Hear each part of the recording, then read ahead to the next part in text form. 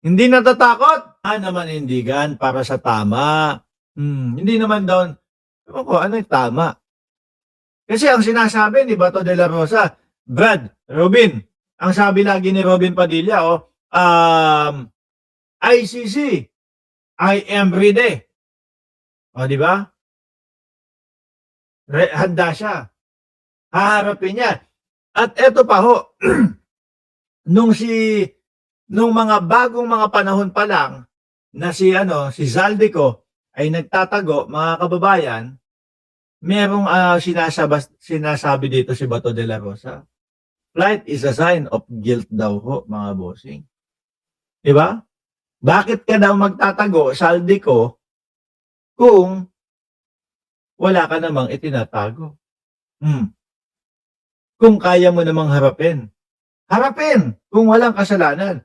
Pero ang nakikita natin ginagawa ni Ronald Bato de la Rosa, happy birthday, boss! No! Nagtatago po.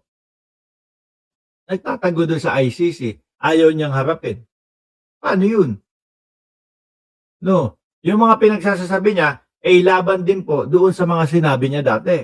Pero may official statement po si dating Senador Bato de la Rosa, nagparamdam na po yung Go Senator, Senador natin, mga kababayan. Nagparamdam na ho, no? Syempre, birthday nga ho ni Senator Bato de la Rosa. Kaya, ito yung kanyang pahayag, yung kanyang statement, no? Here I am, the one that I love. Here I am, alive and well, grateful, celebrating 64 years of this God-given life. 64 years old na pala si Bato. Hindi in fairness naman hindi mo makikita sa mukha ni Bato de la Rosa na 64 siya no?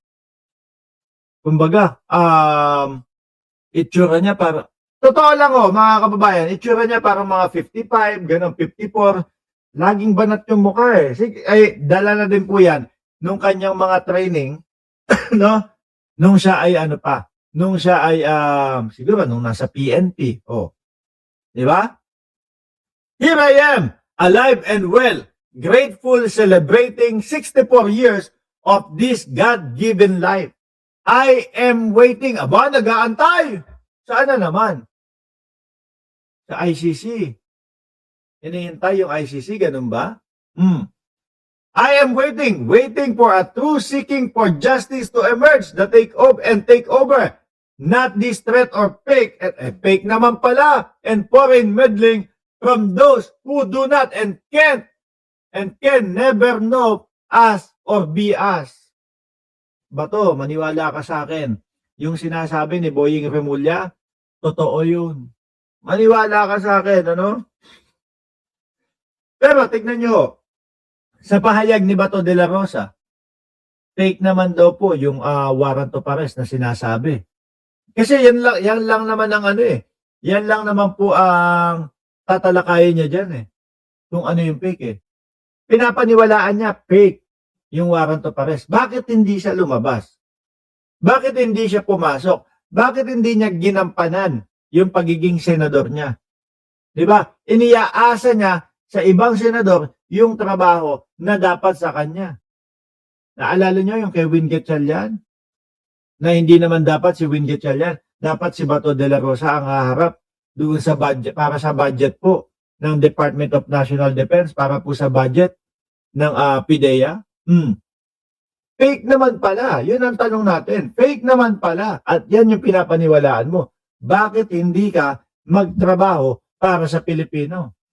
Baka lalong dumami ang magreklamo sa iyo sa ethics complaint. Di ba?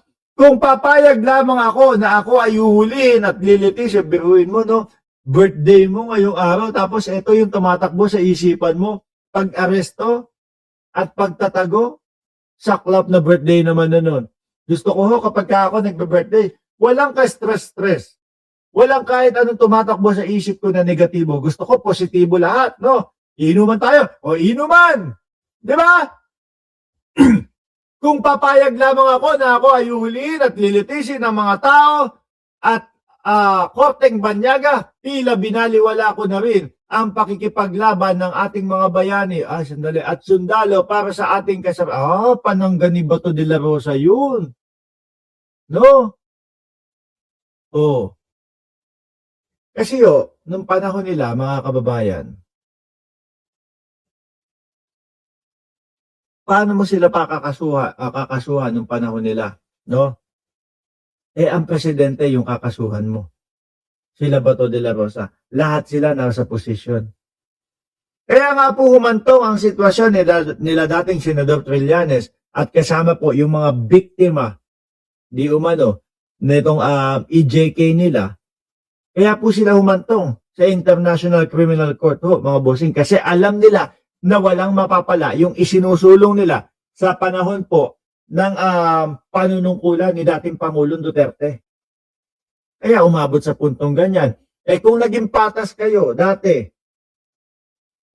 meron pa nga ano sinasabi ni Ombudsman Boying Remulla, merong mga isinampang kaso si Trillanes pero hindi ko makita dito sa office ng Ombudsman.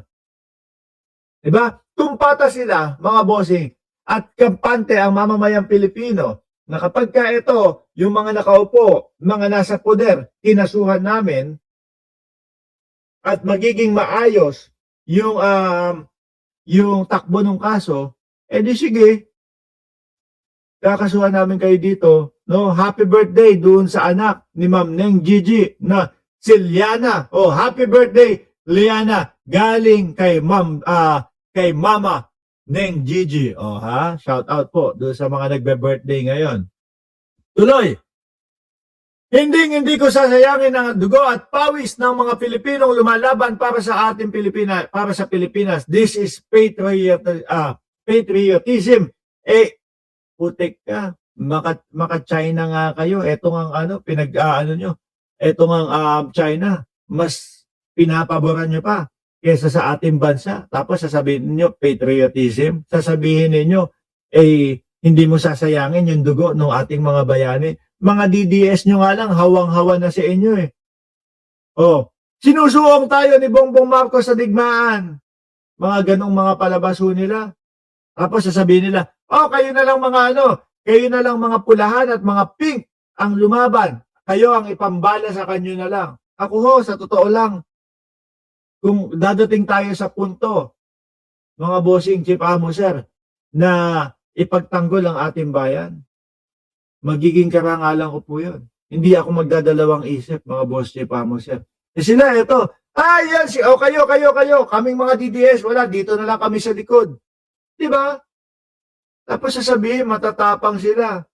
Aputol atiti, atakbo, abilis naman. To those who are all too eager and impatient flipping your script, ask yourself, okay? Why are you excited to surrender your fellow Filipinos to foreigners? Ako, kung tatanungin ko sarili ko, bakit gusto kong isurrender si Bato de la Rosa sa ICC? Kasi alam ko patas, alam ko walang arte-arte. At alam ko, mga kababayan, na kung sila maipagtanggol nila ang kanilang sarili sa ICC, palalayain naman sila. Ang ganda nga nung ano nila dun sistema nila dun Walang artihan dito. No? Kung yan talagang tao na yan, may karamdaman, sige, palalayasin namin dito, palalabasin namin dito, i-house arrest. Pero kasi ang ginagawa ho nila, mga bossing, wala na, berewek na si dating Pangulong Duterte. Mahina na si dating Pangulong Duterte, hindi na kayang humarap doon sa mga paglilitis, etc.